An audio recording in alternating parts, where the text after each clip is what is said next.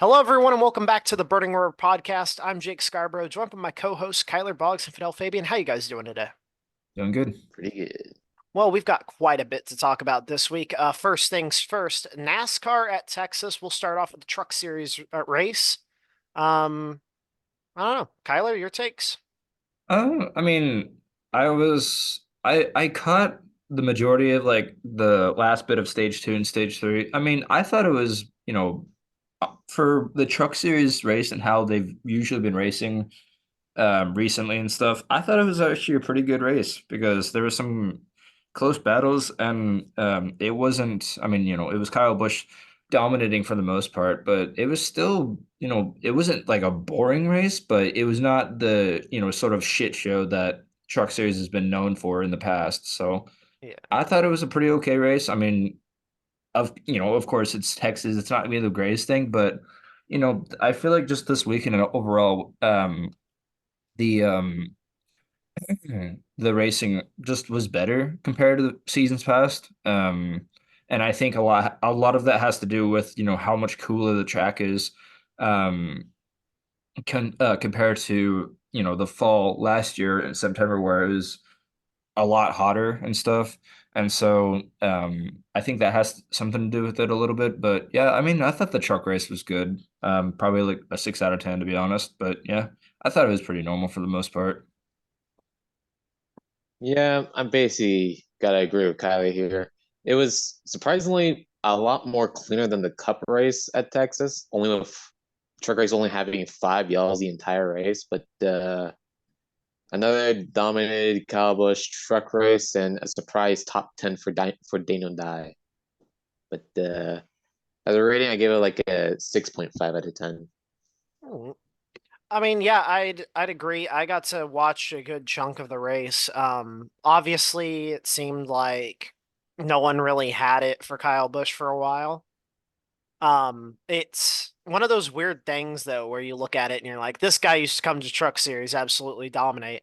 But now it's either, this is because he's in the later stages of his career, or these guys in the Truck Series are a little more competent than what it used to be. But we saw him have to actually, fight for a win once again in the Truck Series, and kind of the way he reacted afterwards was one of those things where you could tell he was looking at it as this could be my last. He's starting to look at race wins as, you never know when your next one's going to be. Aside from that, the racing itself though was pretty good. I honestly do think personally, before we get into the other two series, this is the best we've seen Texas in a while. And obviously, with fans and NASCAR kind of wanting changes to a track and all that, I feel like we're at a good point though, where we can see benefits with this track, what's going on. Obviously, as you guys mentioned, with the track temp, all that, you don't have IndyCar affecting it with the rubber messing up the two series. The PJ1's finally kind of worn out. So we're actually starting to see Texas kind of get into its true form that it should be. And if it keeps turning out like this, I would be happy to see more racing like this there, especially since Texas has been getting a lot of heat the past few years. In terms of the Xfinity Series race, though, Kyler, the floor is yours. Yeah, I was actually there at the Xfinity race with my dad.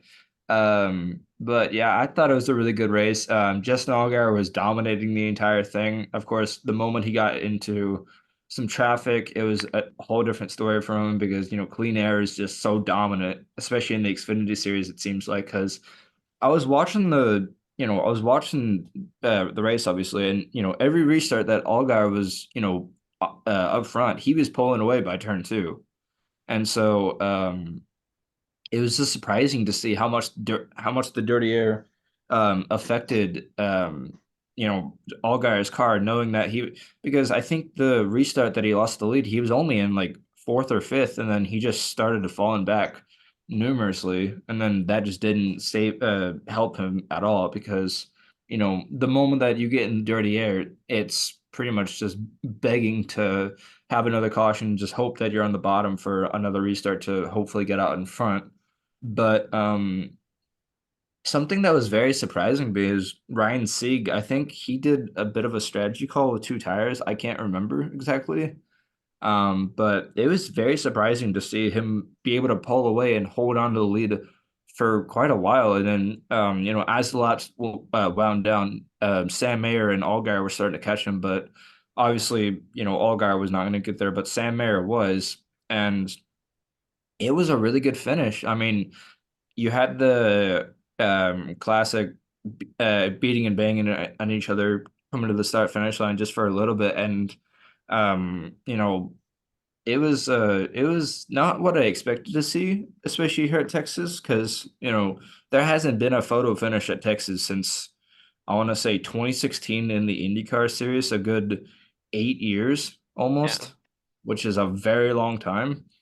And in NASCAR, I mean, I don't think there's that really other than the 2004 spring race at Texas with Elliott Sadler winning that. I don't think there has been another photo finish at Texas quite like that at all.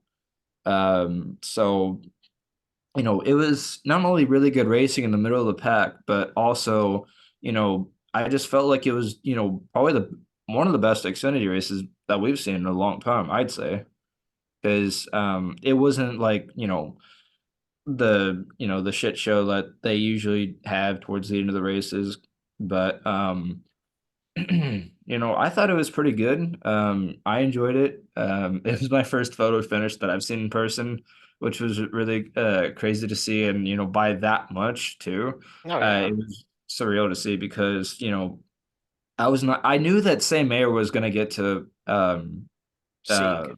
Sieg regardless, but I didn't know that Sam Mayer was gonna make an error into turn three and slide up and give Sieg another chance. That's what shocked me the most, is because I thought the moment that Mayer was gonna go by, that was gonna be it, but that clearly was not the case. But it was a really good race. I'd probably give it an 8 out of 10, to be honest. Yeah, unfortunately, I missed the last 40 laps, but I did rewatch those last 40 laps, and it was surprisingly good racing at Texas. I don't know why, but in the last like 5 laps, Ryan Sieg was running a line that was a lot higher than what Sam Mayer and Allgaier were running behind them. So he just kept on losing time, like 2 tenths per lap.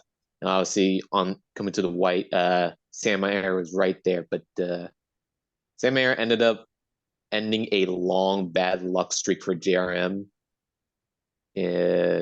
starting all the way back to I think Phoenix or Daytona, where that all started. But happy to say, Mayer, I feel kind of sad for Ryan Sieg. Even Dale Jr. was sad for Ryan Sieg, but happy for Mayer, and glad that you got that extra 100K for the dash for cash. Yeah. I give this race a. Oh, you go first. No, you go, you go. You're giving your rating. I was gonna give it like an 8.5 out of 10. I thought the race was actually somewhat decent for Texas standards, but Mhm. I mean, yeah, as I said about the truck race, same thing applies to this one, same thing with the Cup Series. It was not something you expected to see with, how Texas's quality has been the past few years, and to kind of just randomly do a 180 and give us a quality race. It was nice to see, and obviously with the finish that happened, you got to feel for Ryan Sieg. I feel like anyone does. Um, Obviously Sam Mayer, as you mentioned, ending that bad luck streak for JRM. That seems they've been struggling all season so far.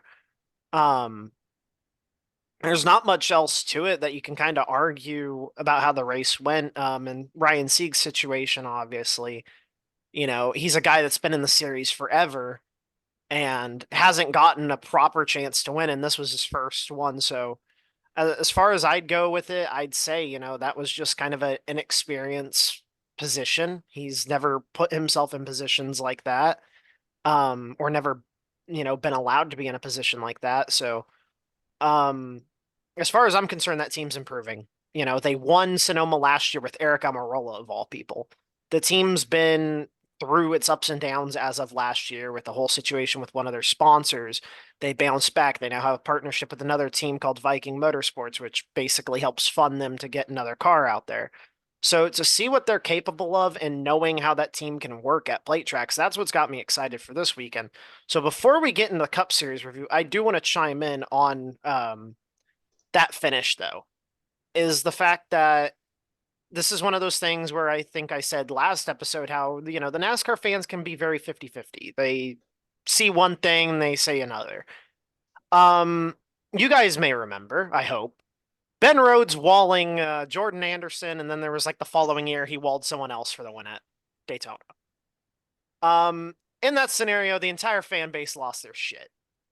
In terms of Atlanta, though, with Ryan Sieg putting Sam Mayer in the wall, fans loved it. They loved the photo finish. They loved the fact that, Sieg had to do that last ditch effort.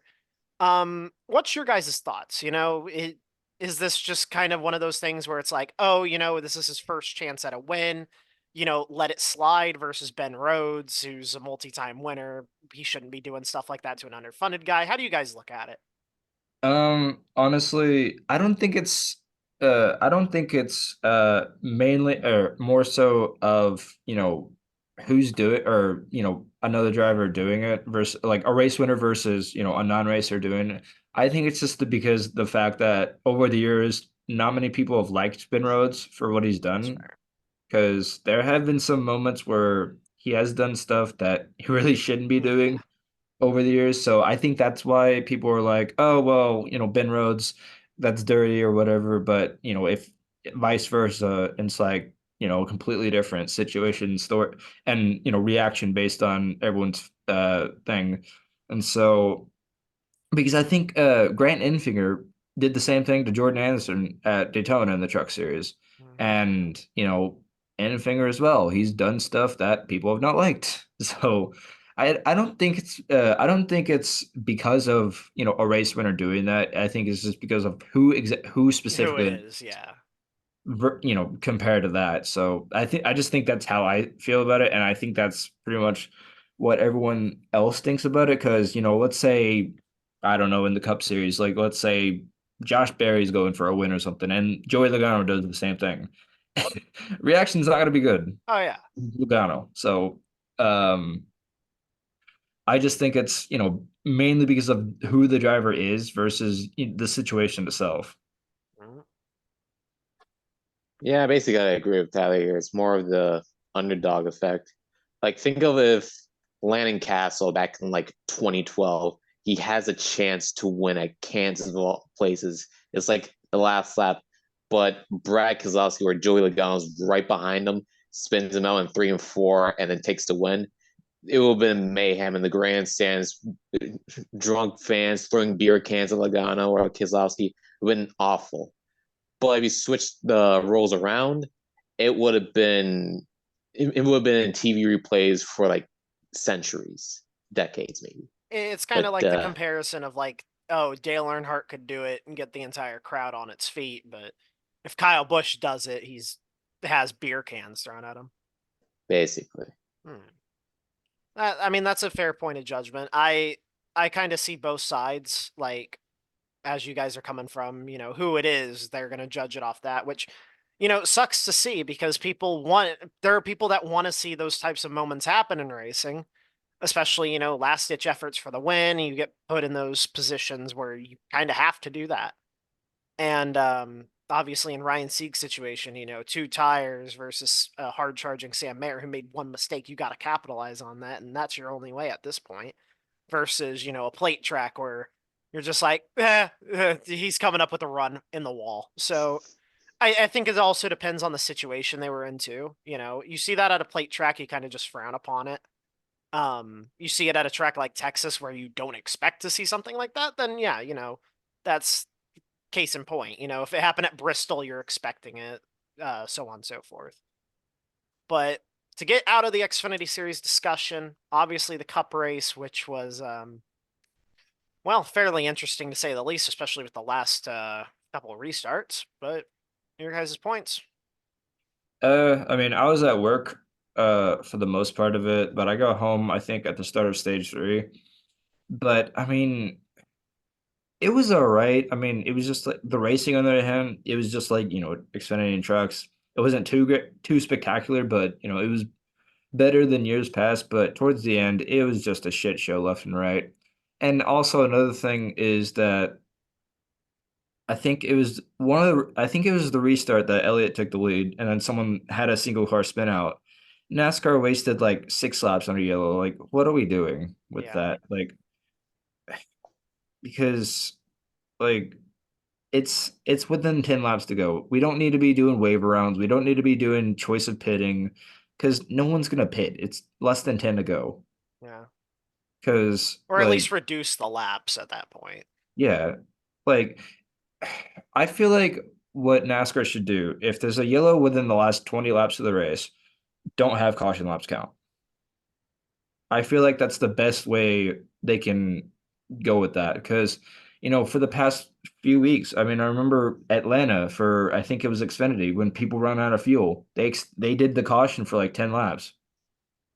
And of course, on the restart, we saw like 5 people run out of fuel. Yeah.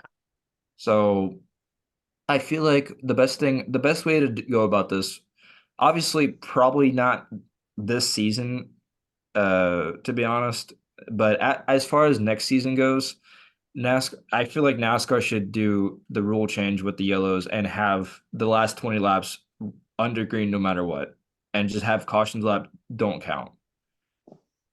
Because I just like, and I know that the Clash on the other hand had that rule and pretty much where caution laps don't count, but I mean that's the Clash. That's the smallest track that they've raced on in a very long time. So I feel like at normal tracks like Kansas, Talladega, whatever the case may be, I feel like it would be fine, to be honest. But I feel like NASCAR has to do something with that because they waste laps and then they crash nonstop, creating so many overtime restarts, and it just creates a mess, in my opinion.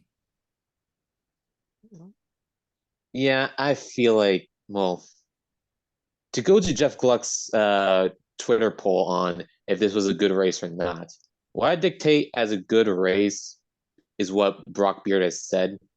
It's a good race is where you can sit down and rewatch the whole thing and say, "Yep, I love the whole, I love the I can't even speak.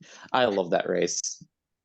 But with Texas, I saw the poll at 74% saying yes, and I just thought to myself, that ain't right. This race was really boring for the first stage. Got somewhat exciting for stage two, but not really in a racing aspect, more like random single car spins.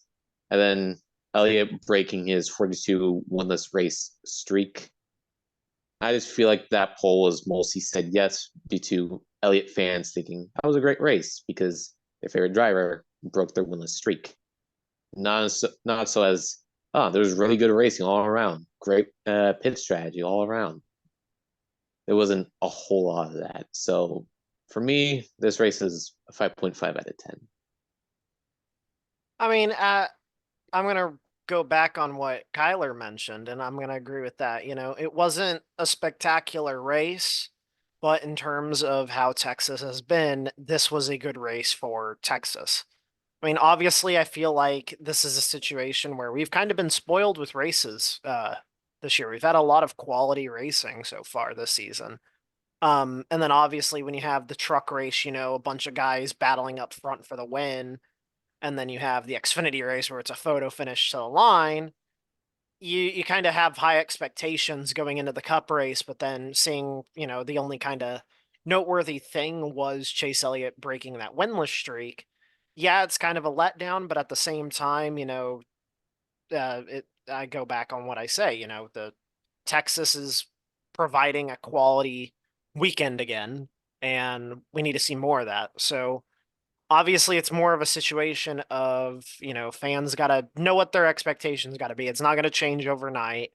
This is a lot of work in progress stuff, which, it sucks that it has to be a bunch of work in progress stuff. You think NASCAR would know how to deliver, a quality package, quality cars in order to give us good racing. But we're still in that situation where we haven't reached that point yet, especially in the Cup Series. But moving on from that, we have the NASCAR news. Or no, it wasn't.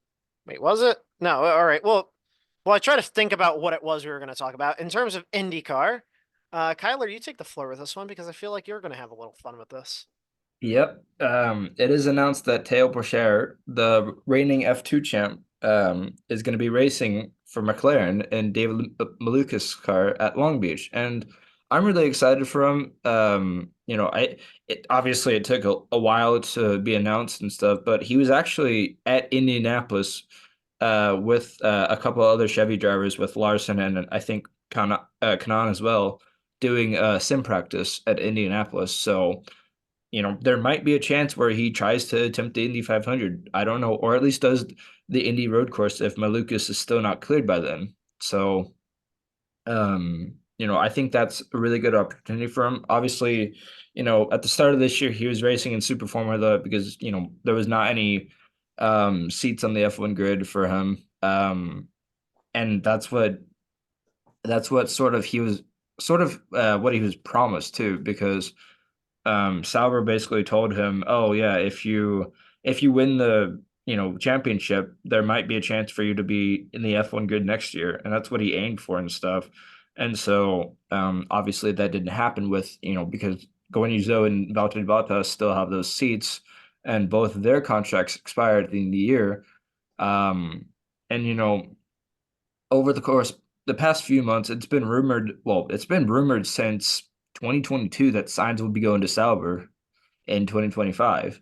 So, and not only that, Audi, well, it'll still be called Sauber in 2025, but Audi themselves have stated that they want Nico Hulkenberg as well, because they at They least want a want German one driver a there. German driver on their team, and that could open the door up for let's say Oliver Burnham go into Haas next year, and maybe even the door is wide open for silly season for F1 because there's still 14 seats like not confirmed for next year. Oh yeah. So there is going to be a lot of discussions because there's rumors of Schumacher going to Mercedes or Alpine, Ocon going to Mercedes, or whatever the case may be, and Checo being maybe booted out of Red Bull or something. I don't know, but there's a lot of rumors going on with that. But as far as Teo Pourchaire at Long Beach, this is a really good learning point for him because he knows what the challenge is, and he's been in these situations before where he's had to deal with stuff coming out very recently and stuff. So I think it'll be a really good opportunity for him. And if he does well, it could open the door for him to be possibly signed by Prema for their IndyCar team because they confirmed that they're going to have two cars next year. And so one of those seats is probably going to be Cal Milot, and the other one could be Teo Pourchaire. Yeah. Because as much as I want to see Pourchaire in F1, I don't think it's going to happen because you even see Drugovich. He won the F2 championship 2 years ago, and he still doesn't have a seat.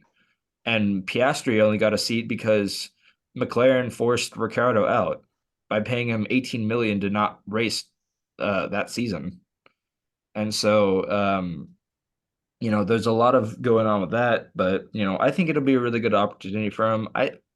I could, if he does well, I could see him do top 15 because McLaren is a really good team for him to, learn things at for IndyCar, and he's got good teammates as well. He's got Rossi, he's got Pato. Award, and you know, I think does McLaren have a third driver? I can't remember. No, it's just the two. Okay. So yeah, I mean, I think it'll be really good for him.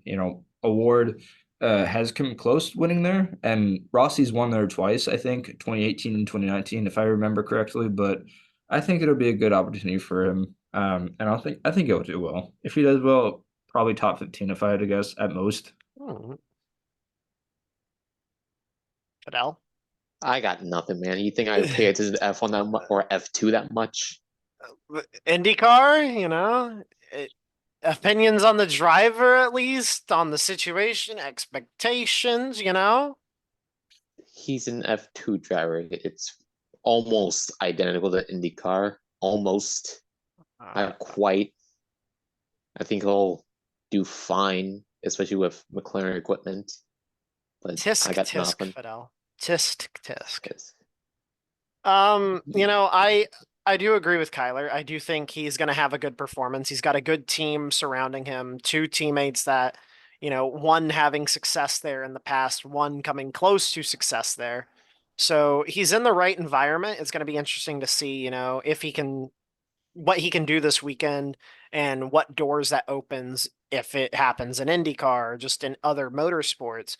But, this is a huge, opportunity for him to kind of keep himself on the map for a lot of team owners in different series, and he doesn't end up in ELMS or Brazilian stock car like another F2 champion. So, um, it was the right decision for him to accept this opportunity and get to drive this weekend. Obviously, Ilott probably would have been the call to run again, but he's over in Imola running for WEC. So, I mean, it's going to be interesting to see what happens. If he was practicing at Indy on the sim, then I wouldn't be surprised if he tries taking a shot at the 500. Obviously, there's a lot of cars that are rumored to still fill out the grid. There's a lot of teams that still haven't made full on plans yet. So you never know what can happen. We're still a little over a month away from the actual 500. So we'll see what happens regardless. Moving on from that, though, a little bit of F1 news before we chime into our predictions for that. Fernando Alonso in an interview today, F1 posting about it. He said that his extension he signed is likely his last extension that he'll have in Formula One. Now, whether that's him trolling or that's him just saying, oh, yeah, that's by choice, or just referring to Aston Martin as a whole, what's your guys' takes on the situation as a whole? Honestly, jokingly, I was gonna say he's trolling, but based on his body language in the press conference, I really do think that he's gonna be, this is the last couple years because um, he did say he was going to be racing until he was like 45 or something, but that didn't exclude IMSA or WC Yeah. or maybe even NASCAR because NASCAR is the one thing he hasn't attempted at, and he's shown interest in that in the past. So, I mean, maybe Project 91 or the 23XI team can give him a ride. See, you're saying all this, and Fidel's giving a weird look, like he is just bewildered at you mentioning NASCAR. Well, Oh it's just, no, it's I not. mean, the thing is, Fernando Alonso is one of the best motorsport drivers in history. Oh yeah, And he's won in pretty much everything that he's done, except IndyCar, of course. But, he that's a came different close. story. Yeah. But, uh, he's done very well. He's outdriven a lot of equipment that other drivers are not even capable of even, making the race in that equipment at some points in time. So, I really do think that this is his last year because whenever the regulations come in 2026, it's rumored that Sonoda is going to be over there when Honda is going to be making their engines in 2025 or 2026. I think it was 2026. But Sonoda's probably going to go over there because he pretty much joined F1 because of the Honda partnership with AlphaTauri and Red Bull, and so I think that'll be a pretty good fit for him. And Stroll, I mean, God knows what's going to go on with him, to be honest. But if Sonoda does go over there to Aston Martin, I think Alonso will be, because Alonso, I think, also stated that he also wanted to be sort of like a higher role in Aston Martin, maybe like a driver coach or something. And I think with Sonoda possibly going over there pretty much after Fernando is out and officially retires from F1, I think it'll be good for Sonoda to have Alonso as, you know, a driver coach because, even this year and stuff, Bahrain, Sonoda still has, temperament issues with, how to deal with stuff. And I think that Fernando can, really set the tone of, how he should be as far as, his maturity and everything. Because, Sonoda is still really young. And because I think he's 23 or 24. So, he's still very young. Obviously, he has the talent if he can keep his head cool. So, as far as that goes, yeah, I mean, that's just my thoughts on it. I think that, by the time he does retire from F1, he'll be in a higher role of Aston Martin because, everyone loves him. everyone on the team loves him to be there and stuff. And I think it's a good environment to, what he's been at in the past because Alpine, I mean, that team's a mess. And, the moment that the season ended, we saw Alonso on Twitter just head straight over to the Aston Oh Martin yeah. camp. And so, and even before, I mean, with his last years in McLaren, that didn't go well either. So, this is the first time in probably a very long time since he's, been able to feel like himself and, be able to be around people that, want to support him and, actually care about him other than teams in the past like McLaren, Alpine, and even Ferrari, because his last season at Ferrari wasn't well with him and the team principal, who ironically is the CEO of F1 right now. So Yeah. I just think that's my thoughts on it. I think he's in a much better place mentally, and that's really nice to see him. And because of that, he's able to deliver the results that Aston Martin needs out of him, and he can do that on a weekly basis. I think Fernando should just keep on driving until his body goes to rigor mortis. Rigor mortis, where the hell it's called, Just in general or in F1? just in general. If it's Okay. F1 or whatever, because it one, he's the last interesting driver in F1 in my opinion. Everyone else blows. Damn, and that's But coming from a Ricardo fan. yeah, Ricardo's there just to smile and wave to the camera at this point. He does nothing on track anymore. And That's fair. I love Ricardo, but I think his days in F1 are over, especially after Japan. But nah, in all seriousness, if this is the last we see of Fernando, it's been a journey with him at least. Mhm. I mean, as Kyler mentioned, there's a lot of doors that he could go through. He could go back to WEC, a lesser demanding series, smaller schedule, so on and so forth. Obviously, with NASCAR getting more involved with international drivers, he could head over there as it's that one box that he hasn't checked off. I still think that there's a chance he goes and shows up to IndyCar again for an Indy 500, maybe even a full season. He's got unfinished business there. Obviously, Indy has not treated him nicely. First year, he looked like a dominant guy that could have won the race, blows the engine late in the race. Then moving forward from that, gets bumped from the field. Then his other attempt, he just had a shit car. So, he's got some redemption. He's got something that he needs to go and kind of finish. I guess WWE's getting to me, but he needs to go over there and finish his story. With what's going on. So there's a lot that he's still got on his plate, and I'm sure he's looking at, his options. He's got, 2.5 years to kind of figure everything out, see what he wants to do. So um with that though, moving on to our predictions for this weekend. Um I guess what we do have a sprint and feature race. Yeah. So podium predictions for both, I guess. Honestly, I think it'll be tough to even say. Um, because before prior to this weekend, it was revealed on Twitter that there are weaknesses of McLaren that could really set them back to almost like last place too, because of how their car is developed and stuff, and that could affect the other Mercedes customer teams and even Mercedes themselves. But for predictions, I'm gonna say Verstappen's gonna win the sprint race. Sainz is going to finish second, and then honestly, for third, maybe Leclerc, but with I'm gonna go with Perez in third for the sprint race. Feature race, it's gonna be Verstappen again, um, but maybe for second, I could definitely see I could definitely see Leclerc getting second, and then Sainz getting third with Perez in fourth and stuff. But yeah, I don't think any of the Mercedes teams are going to be that fast because of just how the track is compared to their cars and stuff. I don't see McLaren doing that great, to be honest. Aston Martin, they'll they probably will do the same. But Mercedes, I don't know if Mercedes is going to score any points just based on their struggles and stuff. Because Yeah. I think at Japan, Hamilton got ninth or something.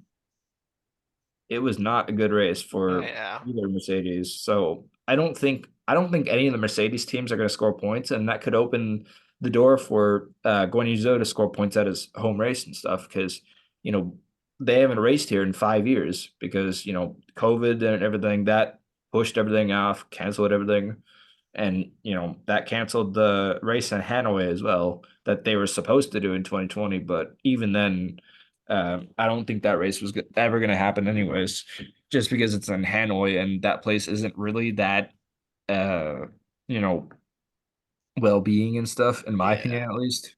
So yeah, sprint race Verstappen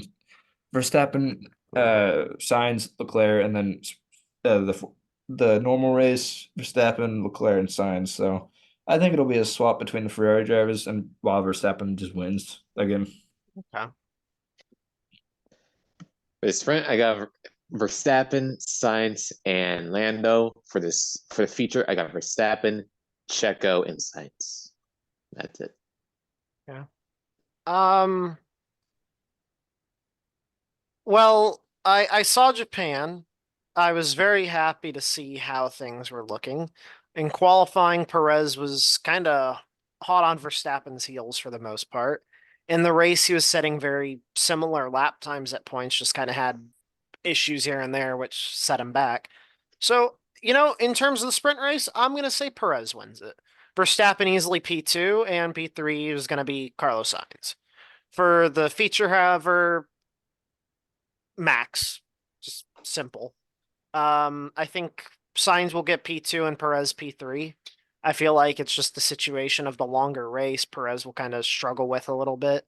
Because that seems to be his issue now. It seems like he's kind of figuring out the car a little more just once they start getting on the worn tires, he just kind of makes little errors here and there and it just kind of drags him back. So, um, that's kind of like my off the wall prediction for this weekend. I'm not done yet, so. Um, IndyCar podium predictions for Long Beach. Skyler? Mm, honestly, uh, it'll be tough. Honestly, in my opinion at least, I think it'll be Willpower, followed by Newgarden and Award, be Okay. honest. Because, Willpower seems to be doing a lot better consistently than, he's previously been, especially at Long Beach.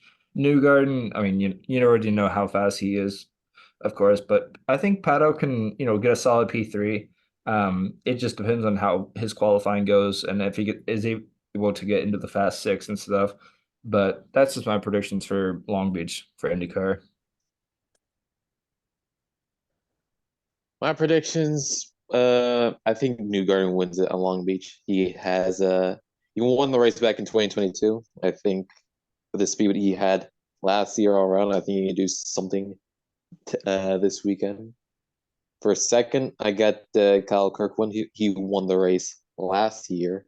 I think he'll bring similar speed for this weekend. For third, I got Ox Below. Okay. I'm gonna go ahead and say that we get a. Ooh, I'm gonna go ahead and say we get a Scott Dixon one here. He's in that weird spot. He hasn't won the championship in a couple of years. He's obviously still got what it takes to win one, and I feel like it's just the scenario of, well, it's his year. He's been quiet for a little too long now, and that's not like Scott Dixon. So I think he wins the race this weekend. I could see Power finishing second. And for third, I was in a toss up of Kirkwood, but since Fidel said Kirkwood on the podium, I'm going to go ahead and say Alexander Rossi for P3. Um, aside from that, NASCAR this weekend, Cup and Xfinity Series going to Talladega. So huge, huge wild card race, if you will. But Kyler? Honestly, I mean, if Austin Hill doesn't dominate, um, I'm gonna honestly go with Ryan Sieg. He's been fast on Okay. the super speedways, and I think because of the second place finish, I think it's just going to motivate him more to try and win Dega. And he's been up there for a lot of the years in recent times too. He's been fast in the plate tracks as well. So I'm gonna go with the right Sig for the Xfinity Series race. Cup Series, God, I don't even know. Literally anyone can win the Cup Series, but I'm gonna be honest. I think Brad Keselowski finally gets that win for his. Obviously RFK's won with Chris Buescher, but I think Brad's gonna finally get that win. As an owner himself, and so I think he's gonna finally end that winless streak because I think the last time that he's won was Talladega in 2021, 3 years ago.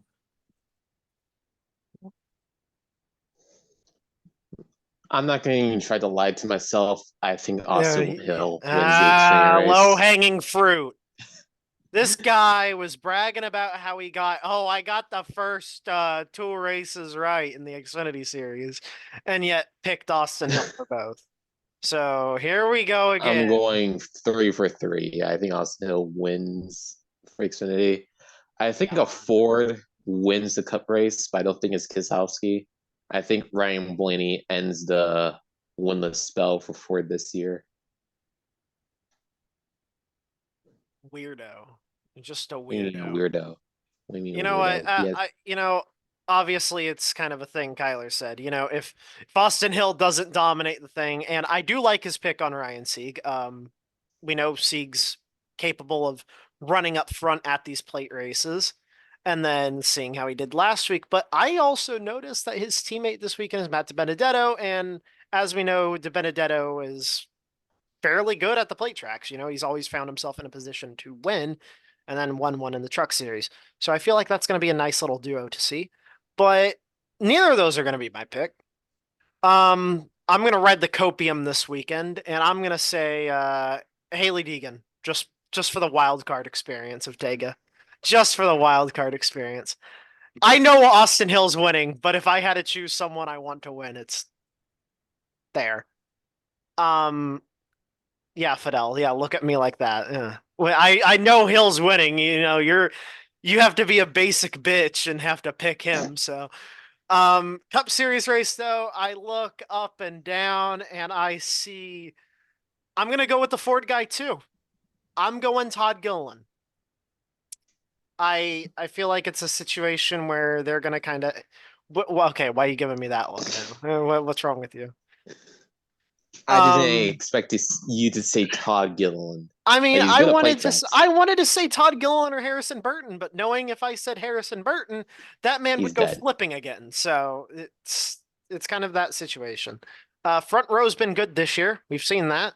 Aside from Ford just being shit as a whole, he's been fairly good. So, um, yeah, call me a Ford merchant for this weekend because I'm putting all the chips down on them.